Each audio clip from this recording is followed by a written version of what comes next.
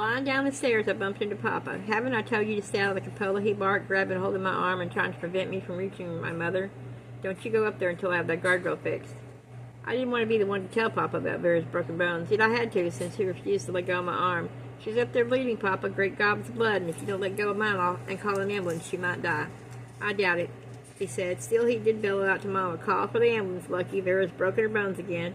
My health insurance will cancel my plan if this keeps up."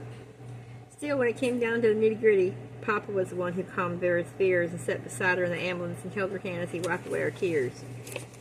And on the stretcher in an ambulance that knew her well, Vera was again on her way to the closest hospital to have yet another cast put on her arm and one on her leg, too. I stood near the front door and watched the ambulance disappear around the bend of our long drive. Both my mother and my aunt refused to go to the hospital again and suffered through all the long hours of waiting and watching that shriveled leg being put again into another cast. The last time she broke her leg, Vera's doctor said that if she broke it again, the leg might not grow as long as the other. "Dad, don't look so worried, darling," comforted Mama. "It wasn't your fault. We have warned Vera time and time again not to climb those spiraling stairs. That's why we tell you not to go up there, knowing she'll follow, sooner or later, to check on what you're doing. And the doctors always give you the most dire predictions, thinking how grateful you'll feel when they don't come true. Vera's leg will grow to match the other, though God knows how she manages to break the same one over and over again so consistently." Aunt Elizabeth said nothing at all. It seemed her daughter's broken bones didn't concern her nearly as much as hunting throughout the house for an old vacuum cleaner, which she finally found in the closet under the back stairs.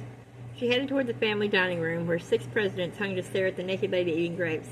"Is there anything I can do to help, Aunt Elizabeth?" I said. "No," she snapped my aunt. "You don't know how to do anything right, and in the end you only make more work. Why the devil didn't you just give Vera the paper dolls when she asked for them?"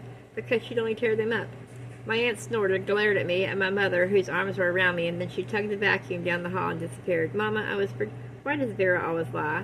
She told Papa I pushed her down the stairs, but I wasn't even near her. I was in the attic hiding the dolls while she was still climbing down the stairs. She fell in school, and even then she said I pushed her. "Mama, why would she say that when I've never even been to school? Why can't I go to school? Did the first Audrina go to school?" "Yes, of course she went," said Mama, sounding as if a frog had caught in her throat. "Vera is a very unhappy girl, and that's why she lies. Her mother gives her very little attention, and Vera knows you receive a great deal. But it's hard to love such a mean, hateful child, although we all try our best. There's a cruel streak in Vera that worries me greatly. I'm so afraid she'll do something to hurt you, to hurt us all." Her lovely violet eyes stared off in his face. "It's too bad your aunt didn't stay away. We didn't need her and Vera to complicate our lives more." "How old is Vera, Mama? How old has she told you she is?" "Sometimes Vera says she's 10, sometimes she says she's 12, and sometimes she's 16 or 20. Mama, she laughs like she's mocking me, because I really don't know how old I am. "Of course you know, you're 7. Haven't we told you that over and over again?" "But why can't I remember my 7th birthday? Did you give me a party before? Does Vera have birthday parties? I can't remember one."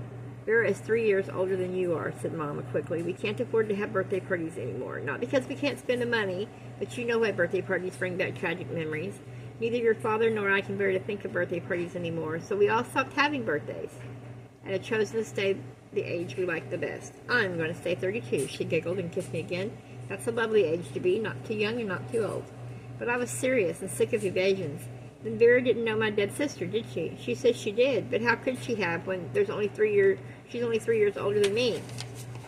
Again my mother looked distressed. "In a way, she did know her, you see. We've talked about her so much.